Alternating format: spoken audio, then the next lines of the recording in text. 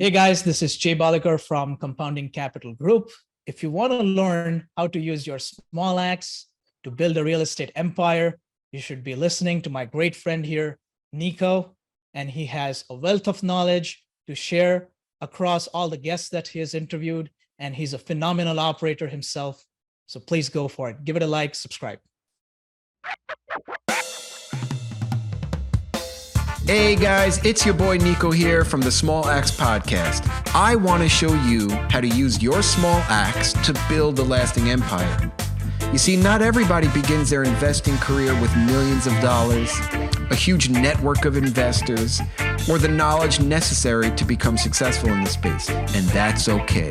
What I focus on here on this podcast is helping you hone your skills, sharpen your tools to become the best investor that you can be. Now, I want you to sit back, relax, and enjoy this show. If you have any questions or you want to reach out to me or the guest, feel free to do so. Love you guys. Okay, Small Axe community, it is Nico, and I'm hanging out with Jay Balekar. Really excited to get him on the show. Jay, welcome. Thank you so much, Nico. Thanks for having me. It's great to be here. You know, finally, I got you on the show.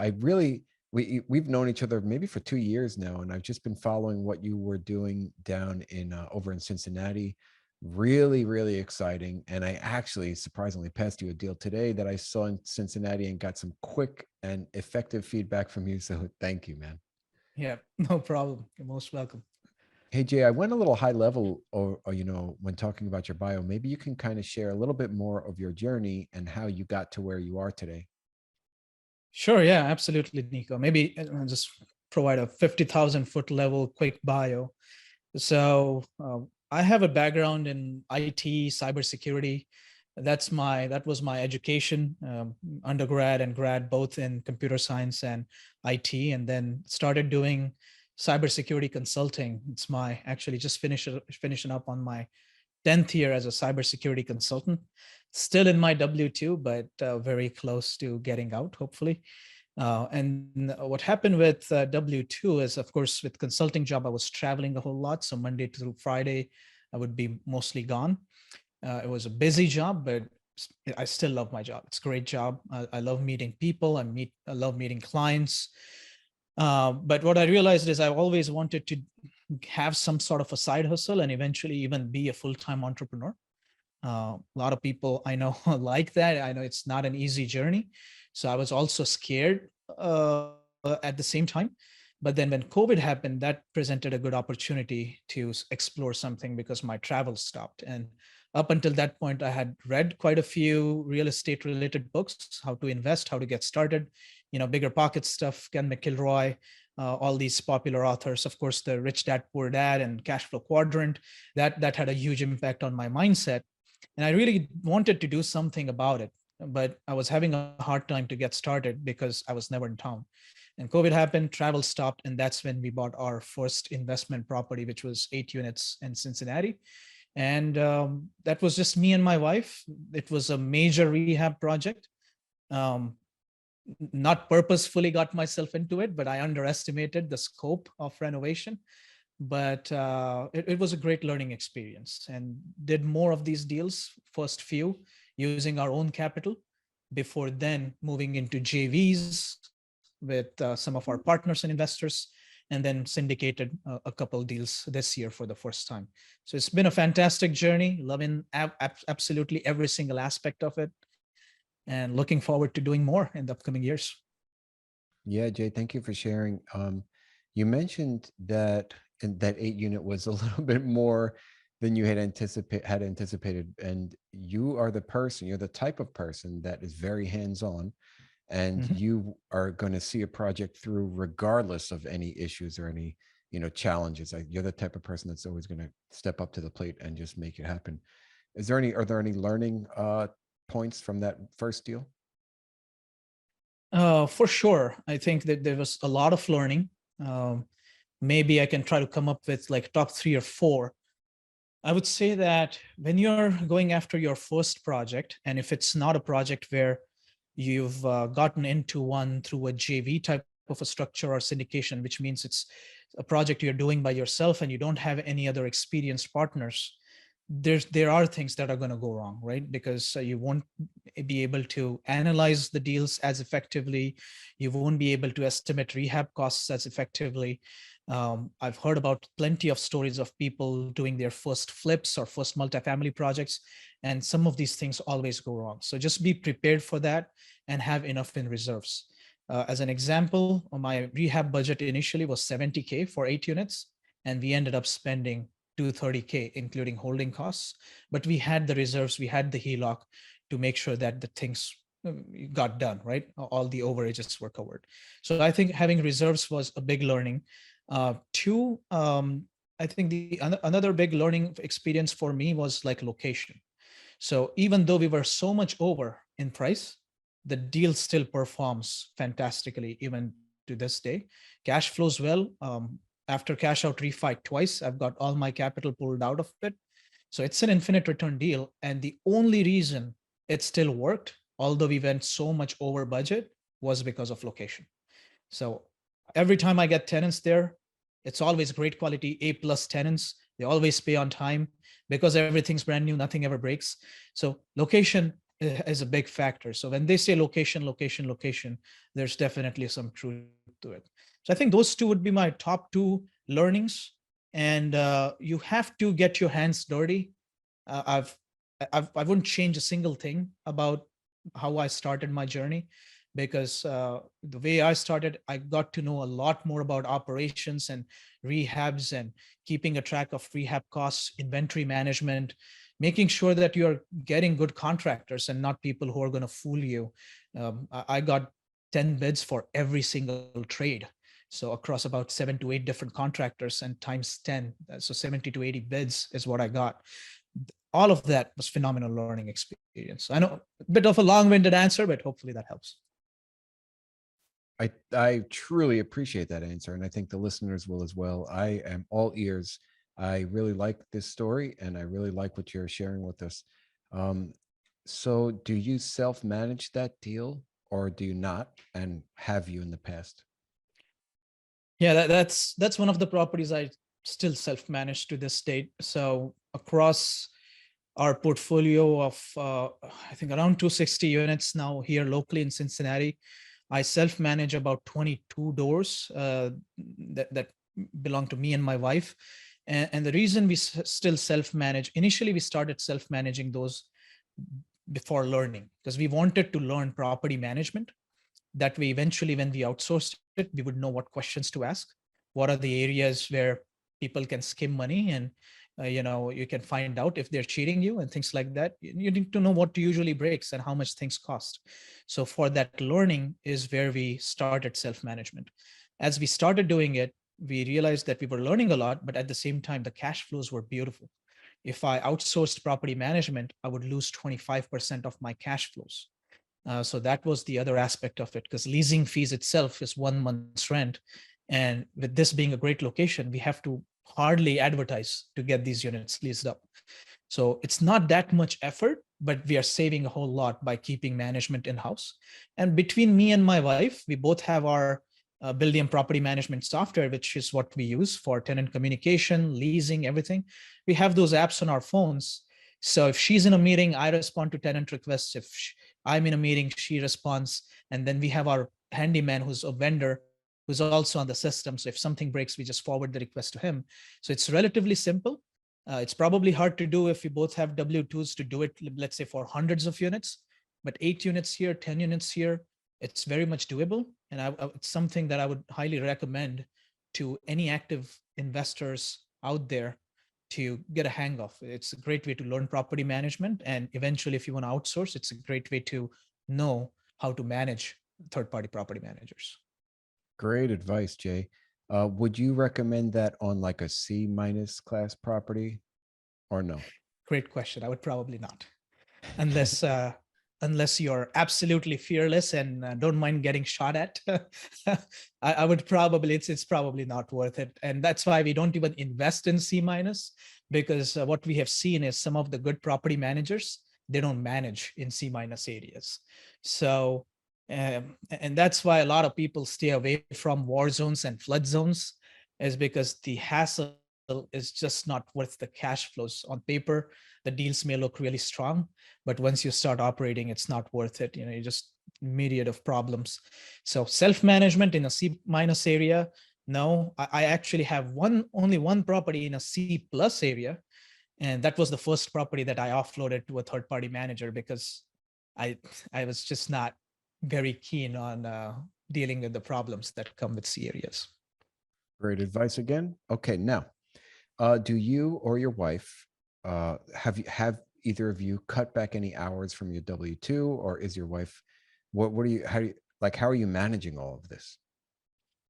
That's a great question. And I want to answer this that doesn't make it sound like, oh, it's very easy, because it's not. That's the real truth. You have to hustle. You have to spend evenings and weekends, and that's a compromise you should be willing to make. So that we have no subscriptions, no YouTube, no Netflix, no nothing, because evenings and weekends we are caring for our properties.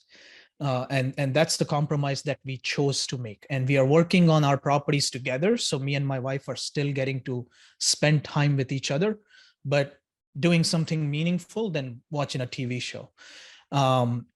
We did not cut back on our W-2 hours, but I definitely had to, I used to go above and beyond and spend my evenings and weekends working for my employer. I don't do that anymore. I kind of meet my metrics, but I don't go above and beyond because the time has to come from somewhere. So that's evenings and weekends. And also I would say that we don't have any kids yet. So if you have kids and family are your number one priority. So that's when you have to choose that, hey, is this something worth your time? If not, just try it for a couple months and then outsource it to a third-party management if that's taking time away from your family. So I think there's multiple factors. Everybody's scenario is different, but for us, it kind of worked out. It's going to change, of course, once we start a family. Yeah, absolutely. And what do you think about your transition from like the first smaller 8-10 plex to then your first syndication? How did that go? Did you guys go really big right away, or did you kind of scale up slowly?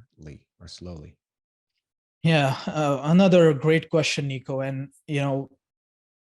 I don't know what's the right or wrong answer to this, but at least me and my partner Jason, we firmly believe in slow and steady growth, because there are some things that you can only learn through experience.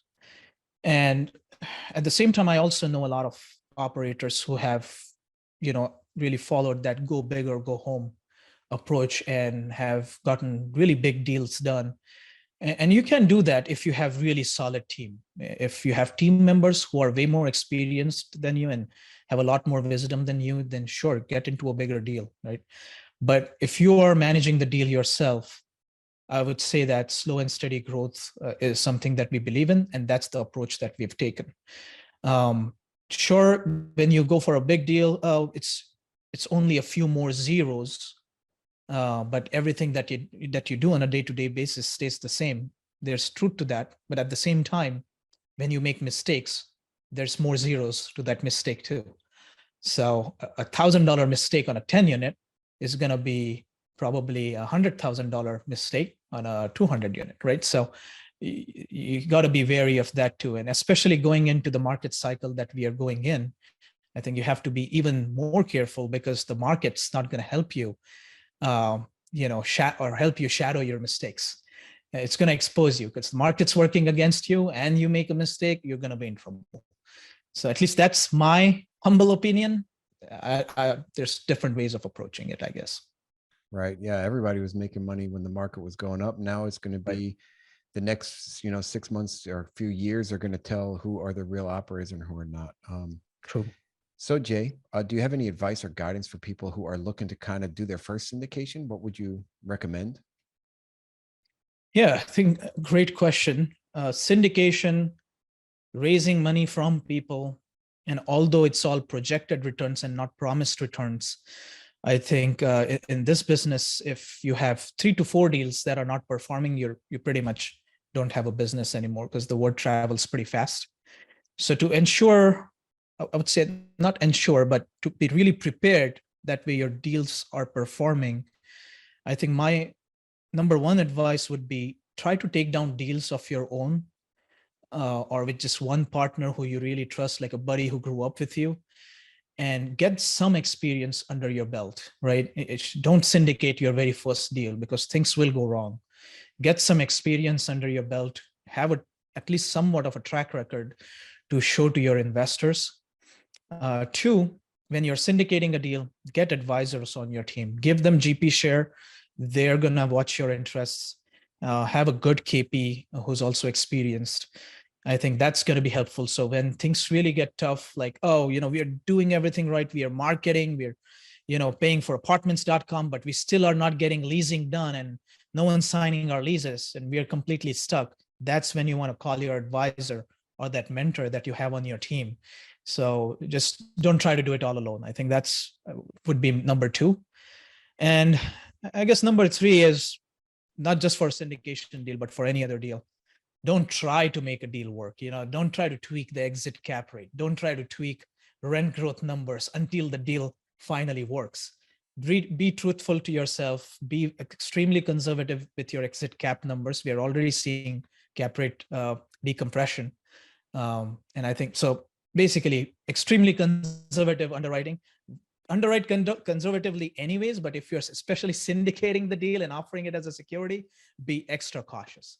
I think that would be my third advice, if you will. Excellent, Jay. Thank you. Now, how then?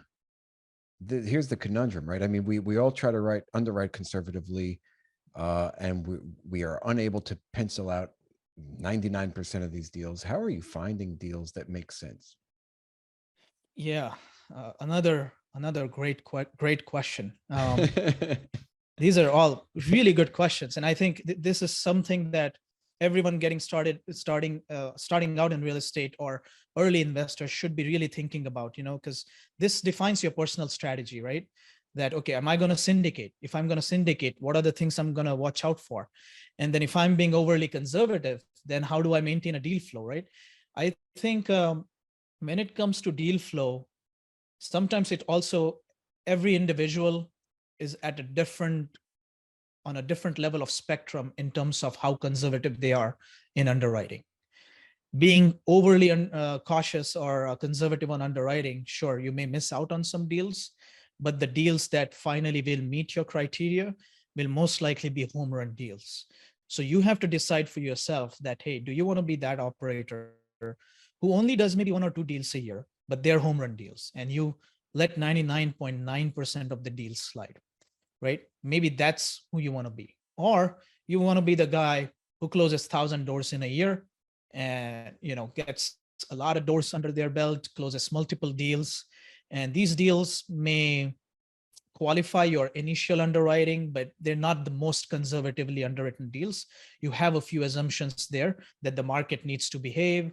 Let's say the exit cap rate is 50 basis points more than entry cap rate, while we try to keep it at 125 to 150 basis points more, right? So every operators would have a different appetite for risk. So I think that's what it comes down to. Or you could be somewhere in the middle where you could do maybe 3 or 4 deals in a year and be cautious enough, but not overly conservative when it comes to underwriting. So I think that's the spectrum every individual operator has to decide where they want to be. Again, talking to mentors is the best way to know when you're being overly conservative or not conservative enough. And deal flow, I would say that for us in smaller multifamily space, some of it has been direct to seller. I think 1 or 2 deals, but they actually didn't pencil out. But every single deal that we have closed has either been on MLS or has come through a broker. So broker relationships for us in terms of deal flow have been phenomenal. I think that's the main source. Having said that, I think a lot of people in our groups, in our networks, we are seeing get solid deals, direct to seller, really home run deals. So that's a huge opportunity too, a huge time commitment. And that's one of the areas that we want to focus on in 2023. So I don't think you should ignore either one of those avenues of deal finding. Yeah, excellent advice. Another factor here, Jay, is that so you have, like, let's say you have your criteria, right? And you stick to your criteria on every deal that you underwrite, and you're putting in these offers. A Mhm. broker might choose your offer over somebody else's who might be a little higher because of your ability to close, because they've seen your track record and how well you Correct. perform come to the closing table, right? Because a broker wants to know, can this person close? That's what they really want to know. So they're willing to kind of Yep. trim a little bit off the price many times for that person that is absolutely going to close the deal. Fantastic advice. Yeah, absolutely agreed. There have been the latest deal we did 24 units. Our offer was $100,000 lower than our competing offer, but we got the deal, and for two reasons. One, the selling agent or the broker on the seller's side, our property managers on our other deal in the area, they know this guy very well. They threw in a good word that these guys will get it closed. And then this property was severely distressed. So they also put in a word that these guys come and fix the property and they'll make it look like new. And for our town, that's what we want, right? We don't want another guy just trying to squeeze every single nickel and dime out of the property and then leaving a distressed property right on the main street. So some people do care about, to flipping the block and things like that. So those things helped. And three, it was still competitive market. I mean, this was about 6 months ago. So we put down 20K in hard EMD day one. And that gives broker the confidence, but also the seller the confidence that, oh, these guys are serious, because they're going to lose 20K if they even change their mind. So I don't think the market is as competitive now. So I think hard EMD days or 100, 200K in hard EMD that people were putting down, that's gotten a lot lower, but multiple levers that you can use to get your offer taken seriously. Yeah, sure. Awesome, man. Okay, you mentioned at one point in our conversation, I'm backtracking a little bit, that you had to get a lot of quotes from different vendors and different contractors, right? So let's say you had around 50 to 70 quotes, right? Now, since then have you kind of settled on a few key contractors that you kind of rely on now, and has that settled down, or is it constantly where you have to get so many different bids? Yeah, great question again. And I would say that the first time is the hardest one. Your first heaviest lift is the one that you would lose sleep on. But once you gain momentum, it's going to get easier. So same thing with contractors. Once you form your team, forming the team initially is just like any other business or a startup. Putting the pieces in place is the most time consuming part.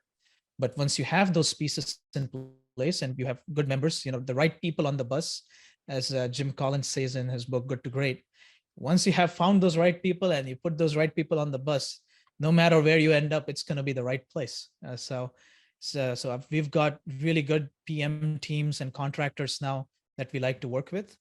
We still continuously need to get more and more contractors and build more and more teams as we try to acquire more.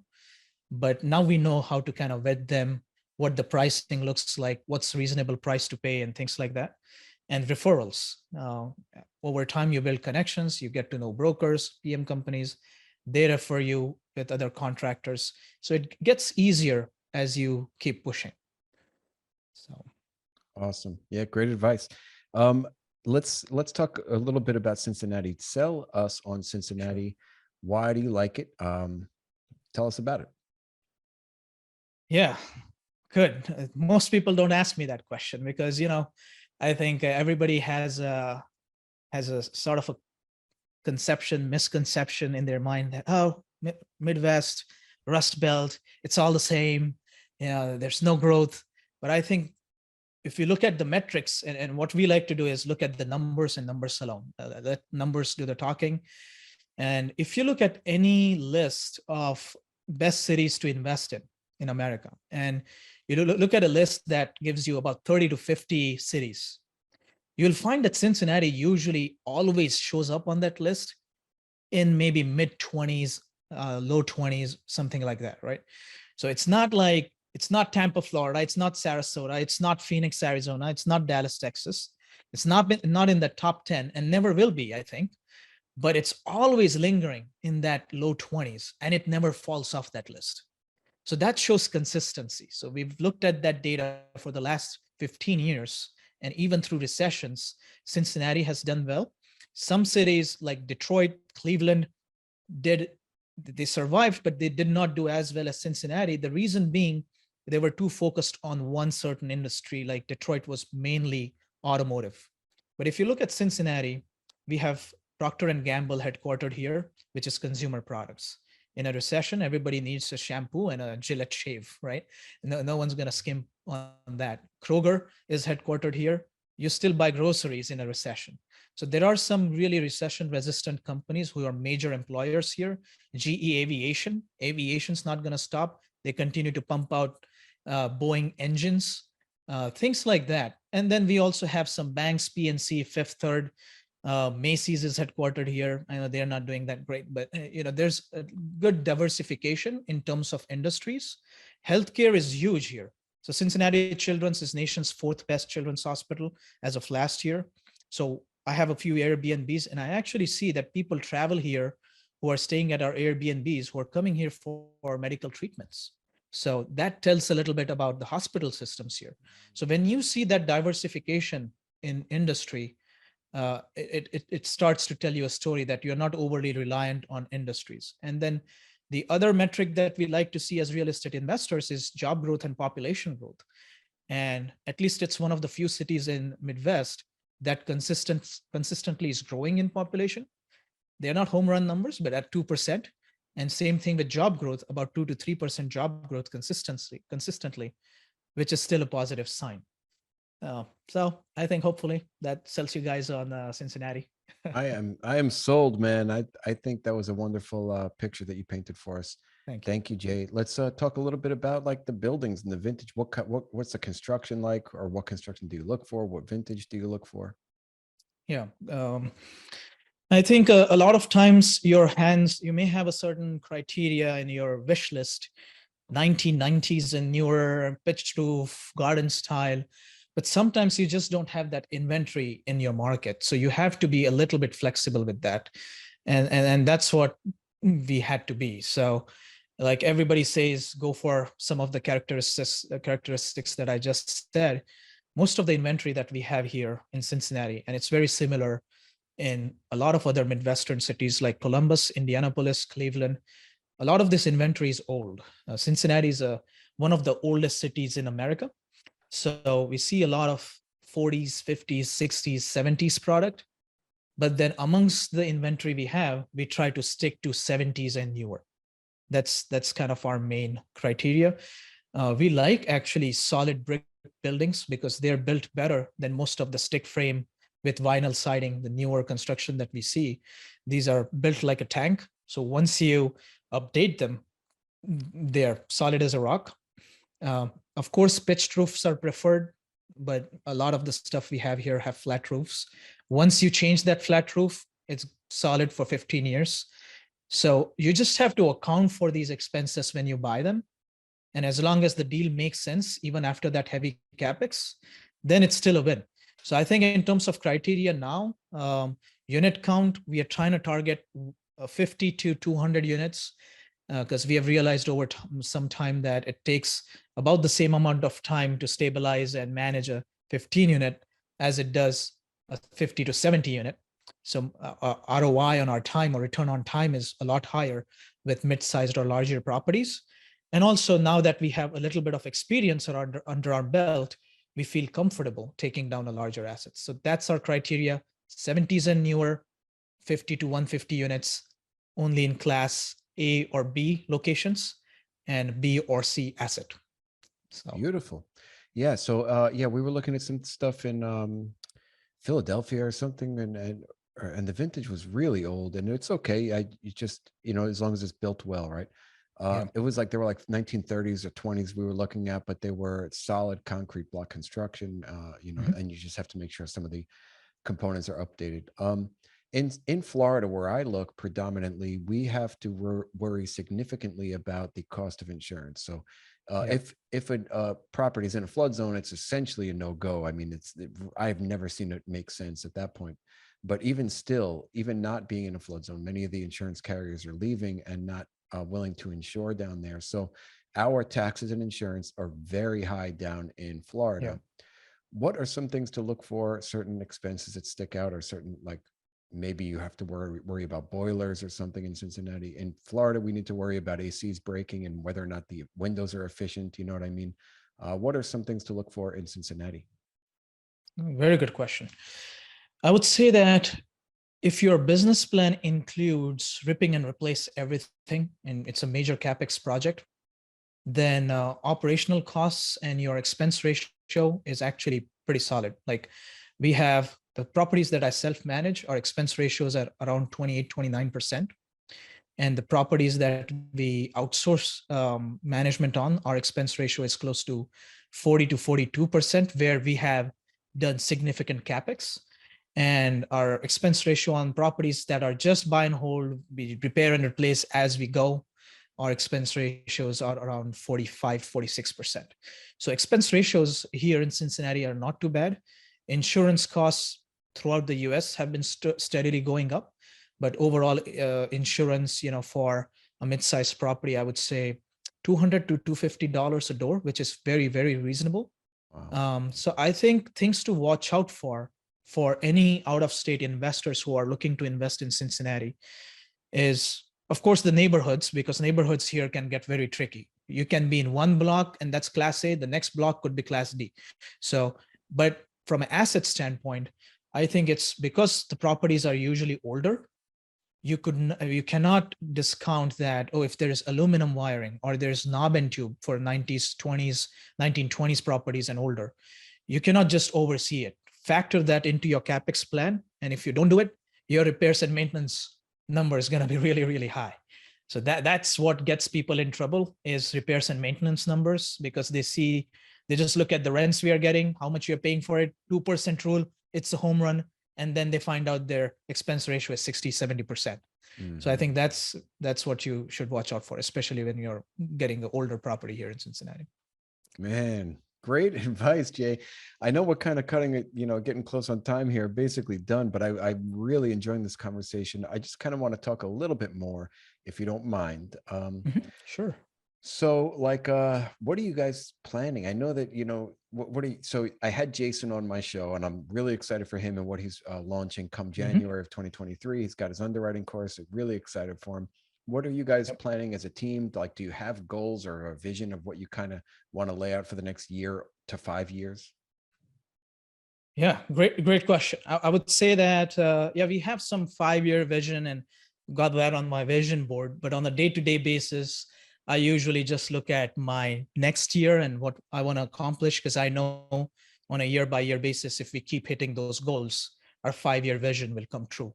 I would say for the next year, and literally just this weekend, I was having this thought, like, what should be the focus areas? And just this morning, as a matter of fact, I spoke to Jason about these exact same things. I would say the market's definitely changing, and that means we have to adjust accordingly. So we are going to, at least for the next 6 months, we'll be slowing down acquisitions. We'll not stop underwriting deals, but we'll be even more picky on what we pick up. If it's an absolute home run, only then we'll pick up. If the market would still go for singles and doubles, but right now we are not going after singles and doubles. It's home run deals in terms of acquisition. And then if we are not picking up too many deals, that will give us a little bit of time. And the goal is to really focus on systems and processes with the time that we have on our hands. So that I spoke about DTS systems. So we are really trying to beef that up. Really trying to also train our VA on cold calling trainings and things like that. We are beefing up our marketing machine. So we are launching a new website. We are improving our newsletters. We are beginning to record some videos, periodic updates. So trying to just beef up that part of the process. And even some of the systems and processes that we follow, but may not be necessarily well documented, we are trying to document those. That way, if we lose a person on the team, we have something that's scalable. We can train the next person, immediately get them into the fold. So we have these processes documented so that we can truly build a scalable business. So that's the main focus for 2023, is to focus on systems and processes And I guess once we feel like there are better deals in the market again, the seller expectation comes a little bit down, then we'll jump into acquisitions more again. So. Excellent. Wonderful, Jay. I'm super excited for you and Jason. All right, my man. Thank you so much. Let's transition now to our final question, and then I'm going to get the listeners some form of contacting you. All right, Jay, let's imagine it was 100 years from now. You have great-great-grandchildren or heirs that are, hanging out, having a great time because you were able to provide the example of how to be a great person and a great investor. What would you want these people to title a book about you if they were to write a book about you? Or what kind of characteristics, personal characteristics, would you like them to highlight about you? Yeah. I think I'll actually answer the latter question, characteristics. English isn't my first language, so I cannot come up with a nice, attractive book title. But characteristics, I can give that a shot. I think if it's my children, grandchildren, if they can remember me as a humble and kind person, but a wise man also, that would be a wonderful legacy to leave behind. That I was able to give back to the society and show kindness by giving back to the community, but also at the same time was wise enough to plan their lives, plan my life, but also plan it in a way where my future generations are also taken care of, being financially wise and taking good decisions in life. Because all of these things, I firmly believe, have a ripple effect on your future generations. So the good decisions that you make today are going to get your next generation started at a much higher point. And then the future generation after that, they're going to start at level up. And that's how dynasties are built. And that's how, big empires are built. And when you're doing good in your life, financially, ethically, morally, only then you can actually give back to the society. If you yourself are broke, mentally, emotionally, financially, you can't help other people. So I think that's really, for me, those three qualities. If my future generations remember me for that, it'll be a win. So. Jay, that was freaking beautiful, man. I really, really love that. Thank you. Thank you for sharing that. What a way to be. Great-great-grandpa Jay, humble and wise, lived ethically, lived morally right, taught his children right, taught his heirs how to succeed him and how to continue the legacy, and how to think and grow and be a good person. I think that's a phenomenal way to live, Jay. Thank you. So let's get the listeners some form of contacting you. Sure. I think our website is www.compounding capital group. So compounding with an ING. It's a pretty long domain name. And then I'm pretty easily accessible through Facebook, LinkedIn. My name on Facebook is JAIDEEP, Jaydeep. That's my real name, birth name. I go by Jay. Last name is Balekar. Very quick and usually quick in the responses on Facebook. And my email is jayj@compoundingcapitalgroup.com. So always happy to help. Always, I really enjoy talking to people about real estate and helping them in any way I can. May it be someone who's starting out their journey or wants an insight into Cincinnati market or multifamily. So if there's listeners out there who even just want to have a casual talk, would love to connect with people. Excellent, Jay. And I want to, talk to the listeners right now. When you reach out to Jay, he's not only capable of talking about Cincinnati, he's got so much wealth of knowledge in his head, and he can help you on so many things and so many different facets of multifamily itself. He can connect you with people. He can point you in the right direction. So a great guy to connect with, a great guy to talk with. And Jay, back to you. I am super excited to have had you on today's show. Today's conversation was really, really inspiring for me, and I really enjoyed talking with you. So I want to say thank you. And until the next time, my man, we're going to keep doing deals. Thanks a lot, Nico. I really appreciate you having me. And you are one of my role models. You're a fantastic person and a great dad. So you keep inspiring me as well, brother. So thanks for having me. Thank you, man.